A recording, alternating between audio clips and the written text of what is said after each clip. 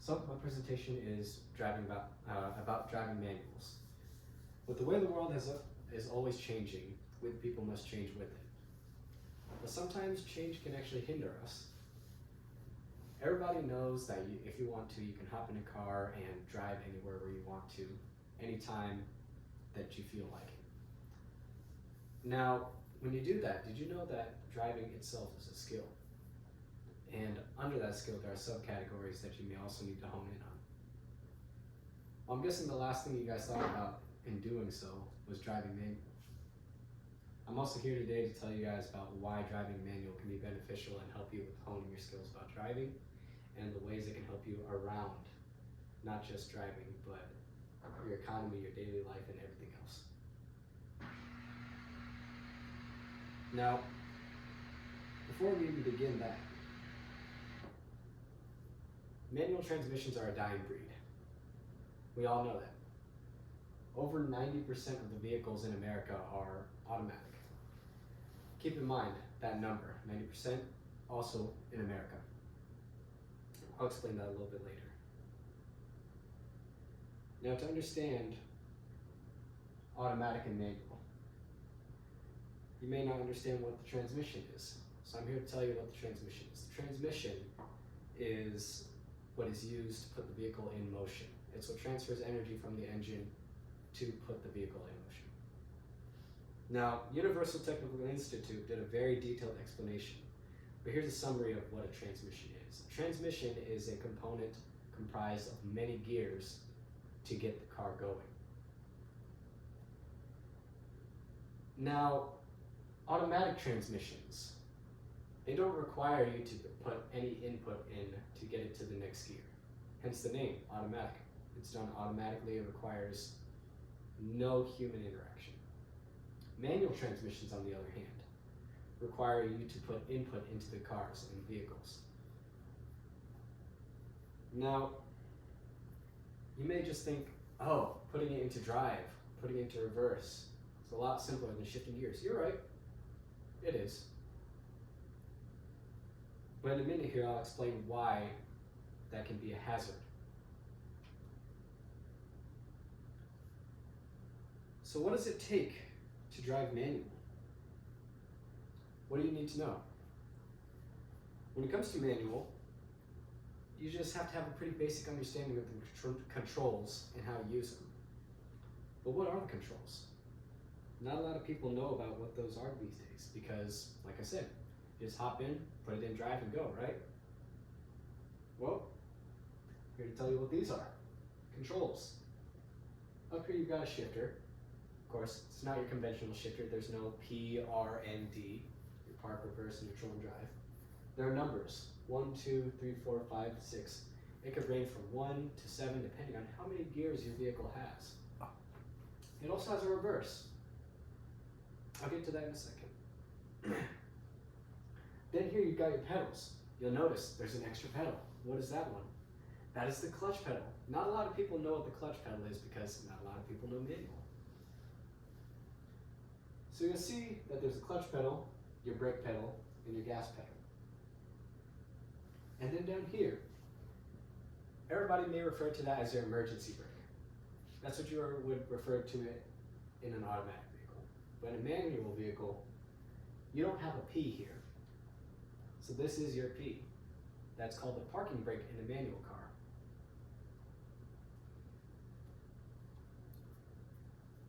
So the shifter, the pedals, and the parking brake all work in conjunction. Now how this works,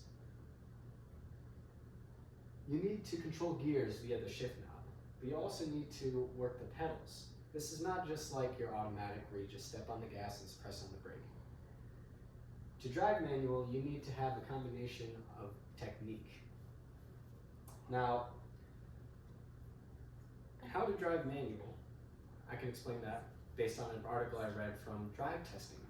They did a very good explanation on how to drive manual and how it starts out.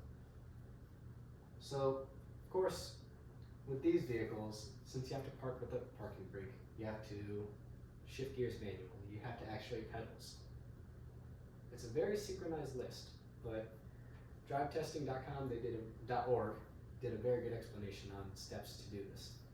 So in order to start manual cars nowadays, you actually have to depress the clutch and start the car. Simple. Then, while depressing the clutch, you put the car into first gear or reverse, depending on which direction you're going. After which, you will press on the brake while holding the brake and clutch in at the same time. You can actually release the parking brake.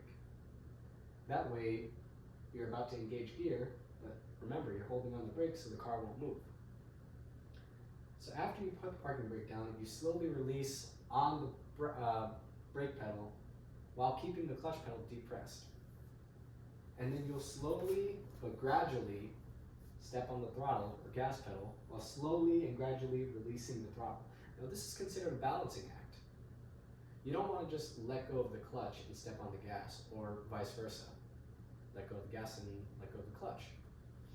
That'll cause the car to lurch forward and you may even lose control. Now this is what I was talking about when it's a balancing act. You have to get it just right, and once you feel the car start to inch forward, that's when you can fully release the clutch and step on the accelerator to get going smoothly. Now to shift through gears, it's pretty straightforward. You just press on the clutch and pull the shifter into gears. You'll shift sequentially. So sequentially meaning you'll go from one number to the next. You don't skip numbers. That reduces wear and tear in your transmission. So now that you have an idea of driving manual and how to start these, you must understand that it's pretty complicated in and of itself. So why go through all the trouble? Why go through this inconvenient process, as many would say? Now there is light at the end of the tunnel here. First thing being that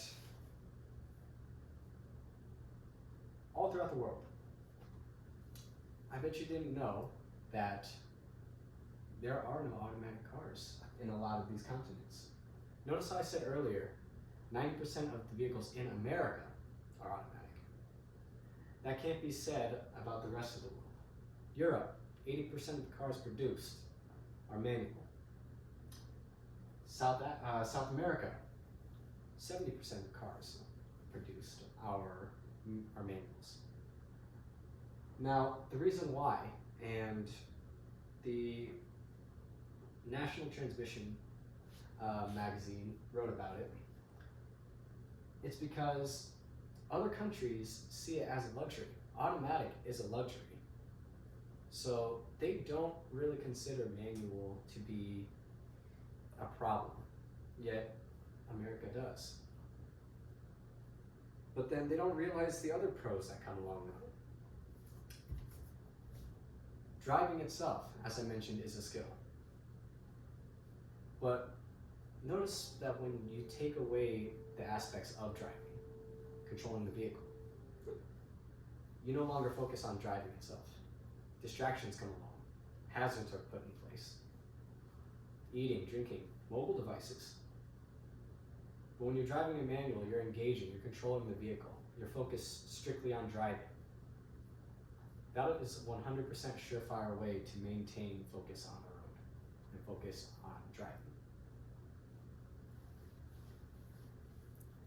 Now, lastly, I would like to mention that the National Transmission magazine also pointed out that manual vehicles are cheaper to produce and cheaper to maintain. This is why I mentioned earlier how it can help you in an economical standpoint. They don't have as many rotating parts as automatic transmissions do. If you think about it, automatics require computers, guided systems that help shift the car, things that you don't have to do. But when they break down, that's more parts to replace. Manuals keep it simple, where you're in control.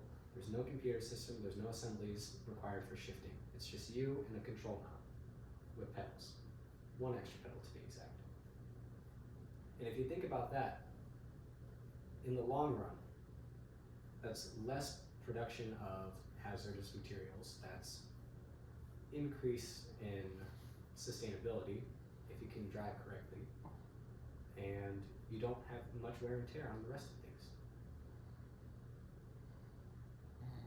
So now you know that newer vehicles will have advanced technology that cause the driving experience to be better, safer.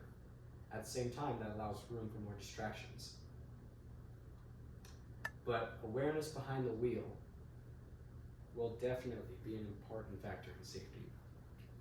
When you're in control and aware of your equipment and aware of your surroundings, you are less likely to be in an unexpected dangerous situation. Learn manual.